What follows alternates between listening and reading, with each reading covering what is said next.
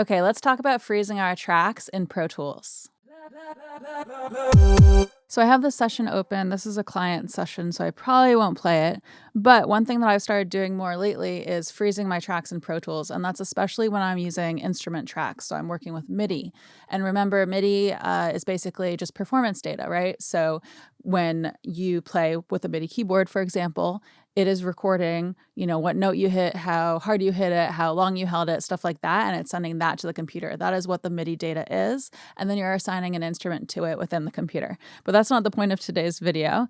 What I wanted to show you is the actual freezing tracks function. So you'll notice that these tracks look a little unusual. They have an audio file, but it's kind of like grayed out, kind of funny looking. It's not quite the same. Let's see, these are all frozen as well. Let's find one that's not. It's not quite the same as, oh my gosh, I used so much MIDI in this session, as this, for example, right? This is actual audio here that's been recorded. So it looks a little different. It's not as grayed out, I guess is the term, right? So basically what I've done here is I've frozen most of my tracks that involve MIDI within this session. And the way you can do that is you can right click on the nameplate for the track. So here I'm on the synth, I'm right clicking on it, and you can just go to freeze. So right now I have unfreeze as an option. So I'll do that just to show you. So it's unfrozen it. So now you can see the MIDI notes. It looks more like our standard instrument track, right? And if you want to freeze it, what it does is it like runs a little meter there for you and it renders it out for you.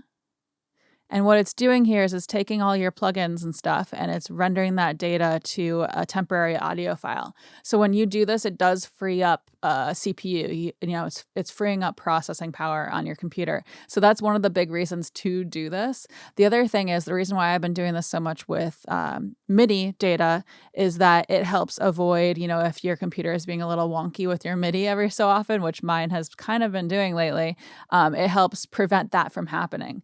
So it can help you, build your session up bigger than you might otherwise be able to do because of the CPU stuff, because of the processing power, and the fact that it saves processing power, but it can also help avoid wonkiness. So that's one way you can do it. You can right click on the nameplate. And I believe if you don't have right click enabled on your computer, you can do control and then click. I believe that's the same thing as right clicking.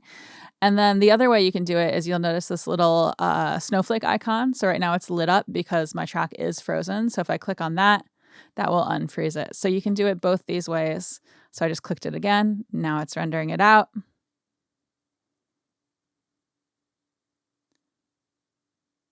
And there you go.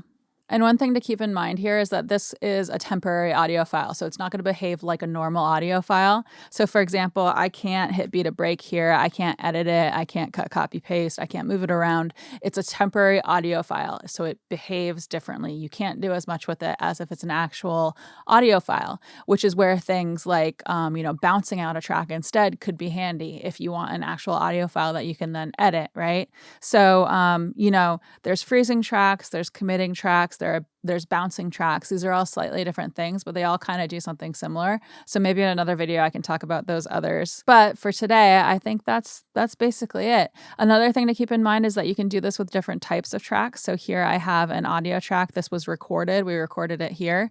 And I can hit the snowflake and freeze that as well. So you can do it on different types of tracks. It doesn't have to be on an instrument track, for example.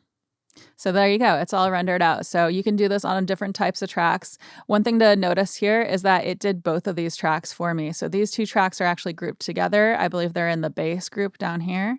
So since they're grouped, it did it to both of them. So you can do this on multiple tracks at a time. You can do this on different types of tracks. And it really helps save up CPU processing and keep things simple so things can't get all squirrely. It's kind of one of those things it feels like kind of like an organizational thing to do in Pro Tools, but it can really help streamline your session and make it less frustrating, going forward. So I'd recommend trying out this feature in Pro Tools if you haven't already.